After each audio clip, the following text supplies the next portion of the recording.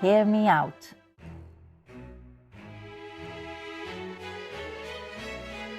There's nothing wrong with you. Now that might sound a bit surprising, especially if you've been feeling like something's off or if you've been hard on yourself lately. But let me explain why this phrase is so powerful and why it's important for you to internalize it.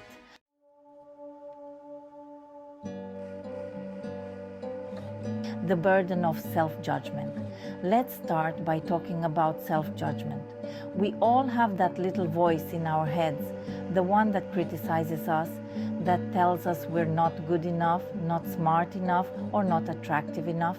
It's that voice that makes us doubt ourselves, compare ourselves to others, and feel like we're constantly falling short. This voice might say things like, "Why can't I be as successful as them?" Or, "If only I were more outgoing, people would like me." It's relentless, isn't it? And often, we don't even realize how much power we give to that voice. We accept its judgments as truths, and over time we start to believe that there's something fundamentally wrong with us. But here's the thing. That voice is lying. There is nothing wrong with you. You are not broken, you are not defective, and you are not less than.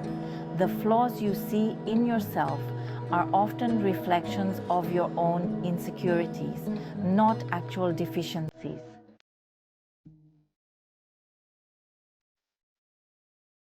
Understanding the source of self-doubt. So, where does this self-doubt come from? Why are we so quick to judge ourselves? Much of our self-criticism is rooted in our early experiences. Maybe you were teased as a child, or perhaps you grew up in an environment where perfection was expected. Maybe you've been through painful relationships or tough life situations that have left you questioning your worth. It's important to understand that these experiences shape how we see ourselves, but they do not define who we are. Psychologists often talk about the concept of the inner critic, which is that critical voice in our heads. This inner critic is a product of our past experiences, our upbringing, and the society we live in. It's not inherently bad. Sometimes it's there to protect us or push us to improve. But more often than not, it's overactive and causes unnecessary harm.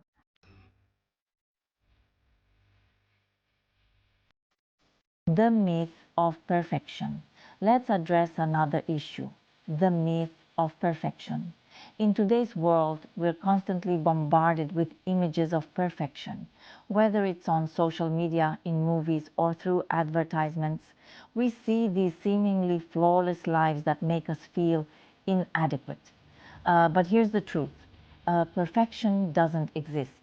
Those images you see are curated, filtered, and often far from reality.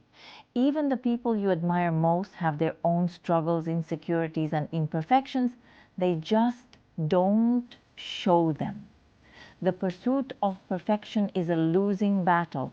It sets us up for failure because no matter how hard we try, we'll never achieve it. And that's okay. In fact, it's more than okay. It's human.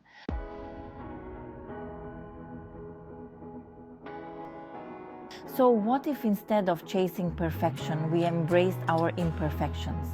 Imagine how liberating it would be to accept yourself as you are right now, flaws and all. Imagine the weight that would lift off your shoulders if you stopped striving to be someone else and just allowed yourself to be you. Embracing your imperfections doesn't mean giving up on self-improvement or growth.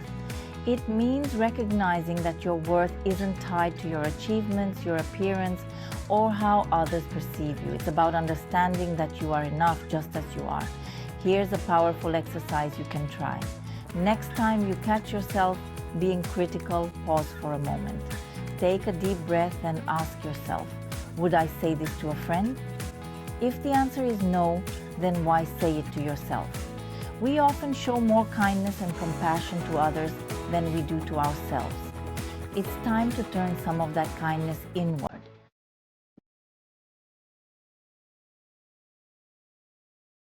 Self-compassion is a concept that many of us struggle with.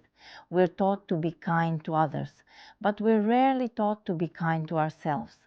Self-compassion involves treating yourself with the same care and understanding that you would offer to a loved one.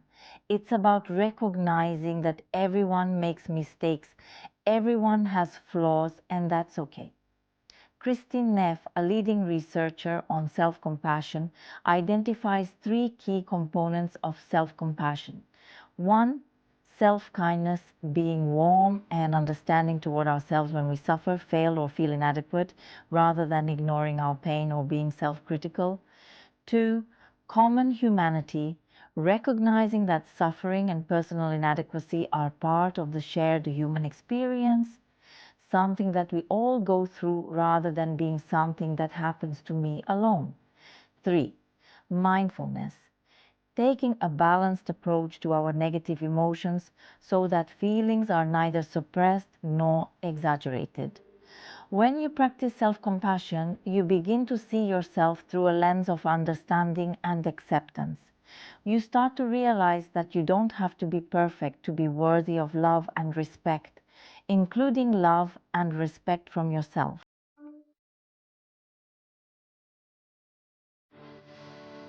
Another crucial step in this journey is challenging the negative beliefs you hold about yourself. Negative beliefs often go unchallenged because they feel like facts. You might think, I'm not smart enough, I'll never be successful, or I'm unlovable. These beliefs can be deeply ingrained, but that doesn't mean they're true. Start by questioning these beliefs. Where did they come from? Are they based on actual evidence or are they just assumptions? What would happen if you let go of them? One technique that can be incredibly helpful is cognitive restructuring. This involves identifying negative thought patterns and replacing them with more balanced, realistic thoughts. For example, instead of thinking, I always mess up, you might say, sometimes I make mistakes, but that's okay. I'm learning and growing. Remember, thoughts are not facts. You have the power to change the way you think about yourself.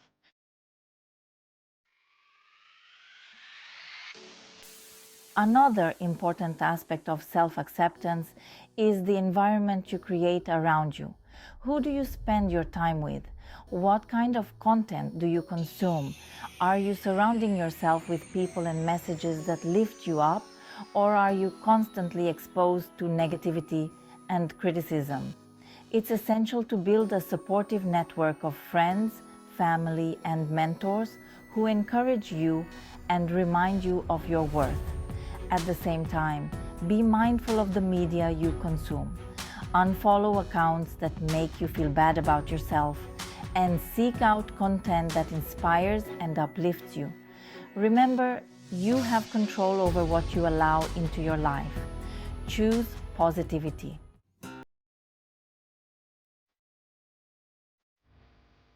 The journey of self-acceptance is just that, a journey. It's not something that happens overnight, and it's not always easy, but it's one of the most important journeys you can take. Along the way, there will be setback, and that's okay. What matters is that you keep moving forward, that you keep reminding yourself that there's nothing wrong with you. You are not your mistakes, you are not your past, you are not the critical voice in your head. You are a unique, valuable, and worthy person, just as you are. So next time you're feeling down or doubting yourself, I want you to remember this. There's nothing wrong with you. You are enough.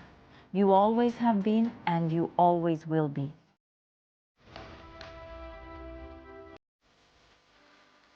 Thank you for watching.